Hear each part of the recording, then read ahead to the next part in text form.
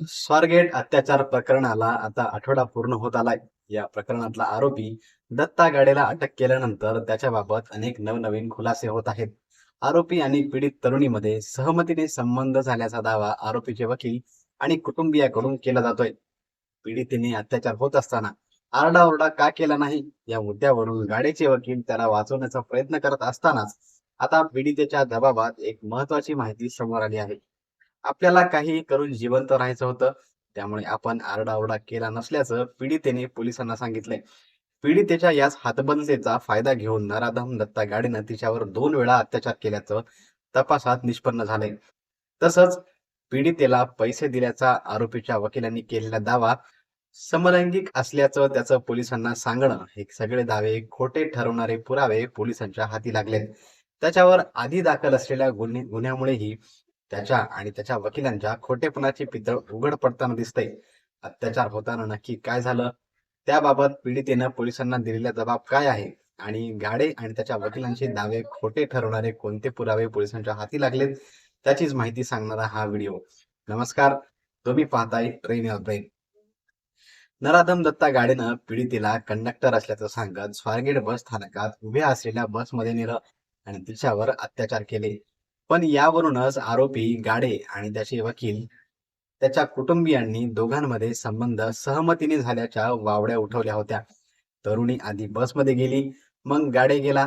बस आगारात होती, तिथे खूप लोक होते. तिच्यावर अत्याचार होत होता, तर तिने आरडाओरडा का केला नाही, असं गाडेच्या वकिलांचं म्हणणं होतं. आता याबाबतच पीडितेच्या जबाबात धक्कादायक माहिती समोर आली आहे. कंडक्टर असल्याचं सांगत फलटणला जाणारी बस दुसरी आहे, असं गाडीने पीडितेला सांगितलं. त्यावेळी तो तिला शिवशाही बसकडे घेऊन गेला. तरुणीनं बसमध्ये कोणीच नसल्याचा विचारल्यावर सगळे झोपलेत, आत टॉर्च मारून बघ, असं गाडेनं तिला सांगितलं. त्याच्यावर विश्वास ठेवून तरुणी बसमध्ये चढल्यानंतर गाडेनंही तिच्या मागोमाग आत गेला. त्यानं बसचा मुख्य दरवाजा, प्रवासी आणि ड्रायव्हरच्या मध्ये असलेला दरवाजा असे दोन्ही दरवाजे बंद केले. पीडितेने बसमध्ये कोणीच नसल्याचं पाहून खाली उतरण्याचा प्रयत्न केला, पण तेव्हा नराधम दत्ता गाडेनं तिला जबरदस्ती बसच्या सीटवर ढकलून दिलं. तरुणीनं मदतीसाठी आरडाओरडा करण्याचा प्रयत्न केला, पण बसच्या काचा बंद असल्याने याबद्दल कोणालाच कळलं नाही. तरुणीनं आरडाओरडा करू नये म्हणून गाडीनं तिचा गळा दाबला आणि तिला जीवे मारण्याची धमकी दिली. या सगळ्यामुळे तरुणी प्रचंड घाबरली. आपल्याला जिवंत सोडावं यासाठी ती गाडीकडे याचना करू लागली. याचाच फायदा घेऊन गाडीनं तिच्यावर अत्याचार केला. त्या तरुणीला कुठल्याही परिस्थितीत आपला जीव वाचवायचा होता, त्यामुळे सुरुवातीला आरडाओरडा केल्यानंतर पीडितेचा प्रतिकार कमी झाला. काय करायचं ते कर, फक्त मला जिवंत सोड, मला मारू नकोस, अशी याचना ही पीडिता गाडेकडे करत होती. त्यामुळे नराधम गाडेचं चांगलंच फावलं आणि त्यानं दुसऱ्यांदाही तिच्यावर अत्याचार केल्याचं आता पीडितेच्या जबाबात स्पष्ट झाले.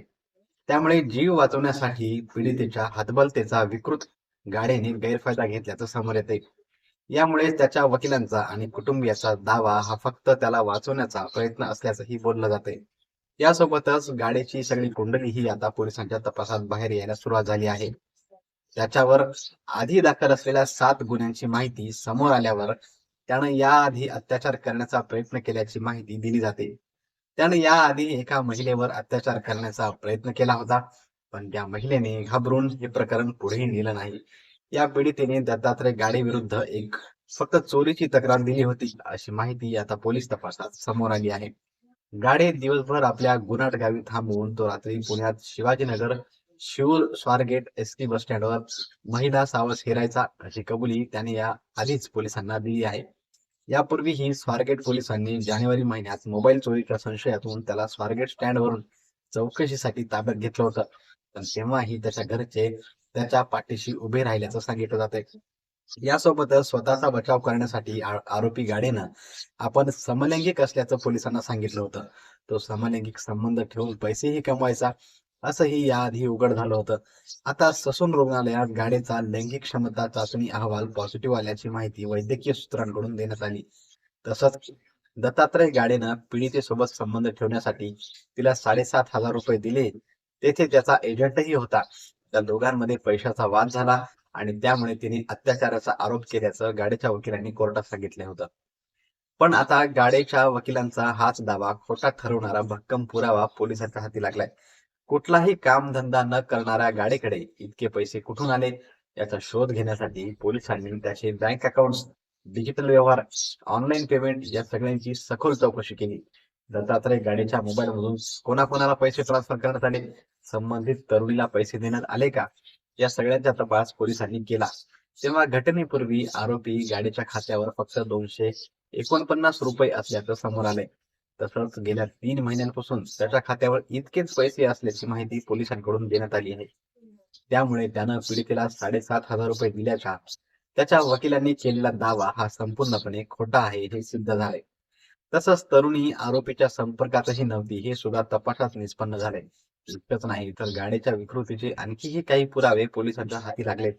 एका मागोमाग एक होणार हे सगळे खुलासे लक्षात घेतल्यानंतरच नराधम दत्ता गाडे हा किती क्रूर आणि विकृत मानसिकतेचा होता याचा अंदाज येतोय. त्यामुळे त्याच्या विरोधात सबळ पुरावे गोळा करून त्याला कठोरातली कठोर शिक्षा देण्यासाठी पोलीस प्रयत्न करतायत. दरम्यान आता आरोपी गाड्याची डीएनए टेस्ट ही होणार आहे. आरोपीच्या डीएनए चाचणीसाठी रक्त आणि केस फॉरेन्सिक लॅबला पाठवण्यात आले. आरोपी विरोधात पोलिसांना सबळ पुरावे मिळाले. बसची फॉरेन्सिक चाचणी करून त्यात पोलिसांना पुरावे मिळाल्याचं सांगितलं जातंय. पण इतकं सगळं असूनही अजूनही दत्ताच्या घरचे आणि त्याचे वकील त्याचा बचाव करताना दिसत आहेत. त्यामुळे मोठा संताप व्यक्त केला जातोय. या सगळ्या प्रकरणाबद्दल तुम्हाला काय वाटतं? याबद्दलच्या तुमची मतं आम्हाला कमेंट करून नक्की सांगा. आणि अशाच माहितीपूर्ण व्हिडिओसाठी आपल्या ट्रेन युअर ब्रेन या युट्यूब चॅनलला सबस्क्राईब करायला अजिबात विसरू नका. धन्यवाद.